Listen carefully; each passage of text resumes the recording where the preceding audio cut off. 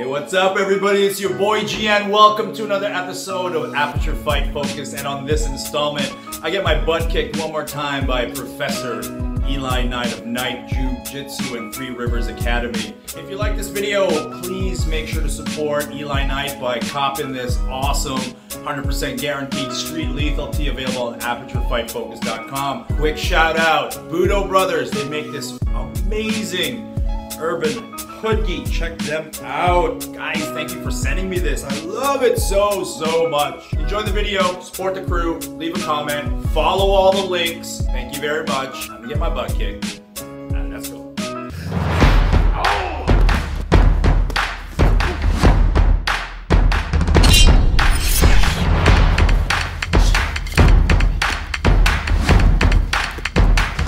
What's up everybody, this is GN. Welcome to another episode of Fighting Eli, where a white belt like me, and again I want to mention I don't deserve this yet, I haven't really practiced enough, but this is just a catalyst for information sharing. I'm going to tape up my fingers because Eli did the same.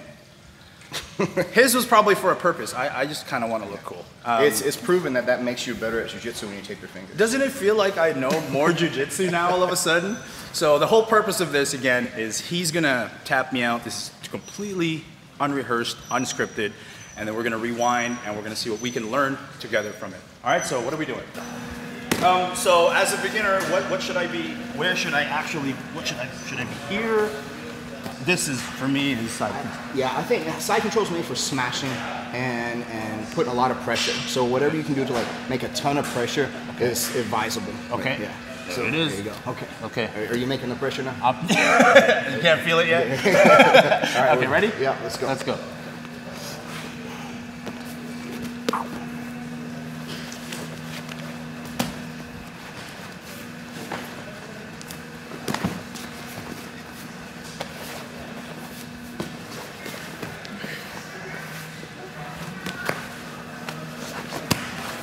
Oh no.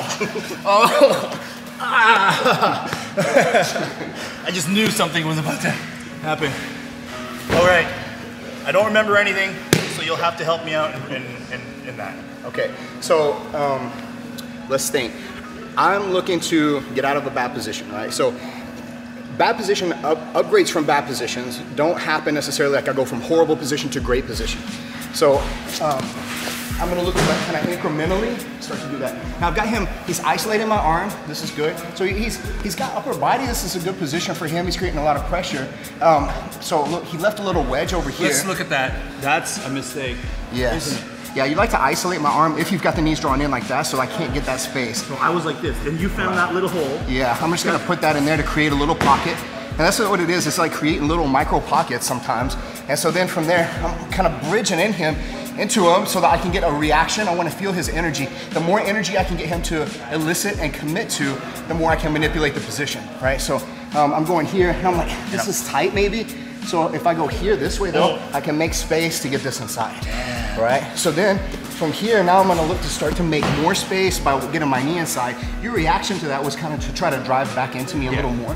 So like whenever I get here, yeah, I just start kind of easing my way in there. I'm keeping this block so it doesn't step over and reset the position or get a worse one for me, right? And then we're just kind of looking for a sweep off of this. I'm gonna come up past his guard here. He starts kind of giving me arms a lot, but again, I want to make sure he's committed though. I need to make sure that I have sufficient commitment to be able to keep him in that same line of thinking. So then I go knee on belly once I'm past. And so what's happening here, when I start to kind of step over, he kind of leaves his arm inside here. So as I go around, yeah, he ends up kind of putting himself in a really bad position here because his arm is trapped. So I'm just gonna sit back here, try to be careful, and then find the angle of the arm here so I can break it the appropriate way. So from here, what could I have done? Do I turn this way? Do I turn this way? Yeah, you kind of messed up a while ago.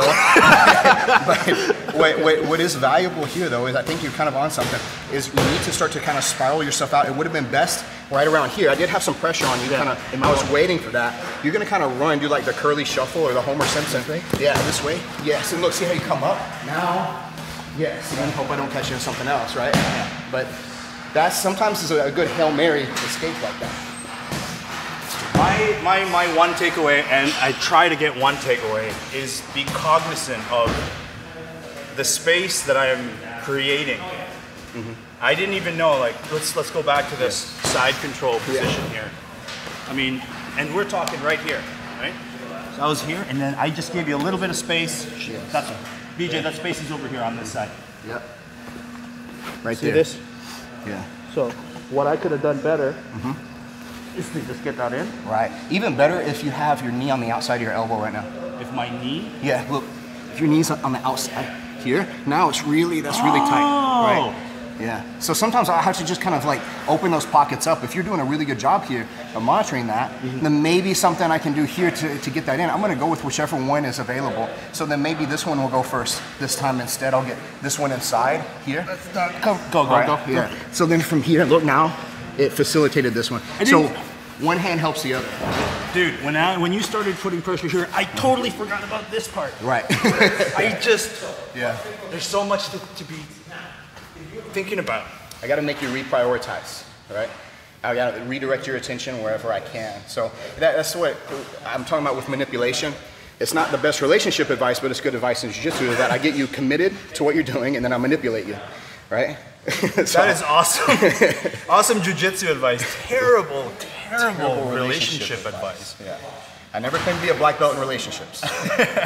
All right, so that's been another episode of Fighting Eli. I think I have two takeaways here. One is the whole idea of fluid prioritization and to be cognizant that you're actually giving me problems to solve, understanding that I can probably, where I'm at, solve one problem at a time. Yeah. So by presenting me with these multiple problems, it kind of takes the pressure off the problem that you actually maybe want to solve.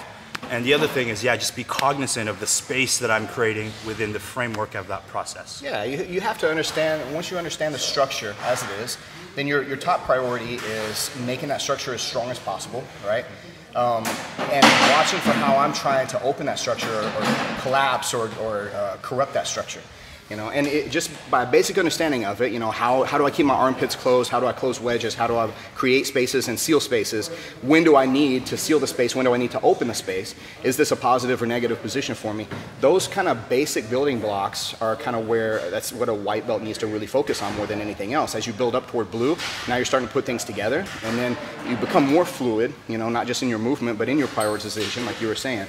So it's all good stuff. Thank you so much. And again, worth mentioning that there are a ton of amazing Brazilian Jiu-Jitsu and Jiu-Jitsu practitioners out there, world champions. Yeah, killers, man. But I do believe that teaching is a separate art, and that's where, you're just an amazing instructor. So thank you very much for your time.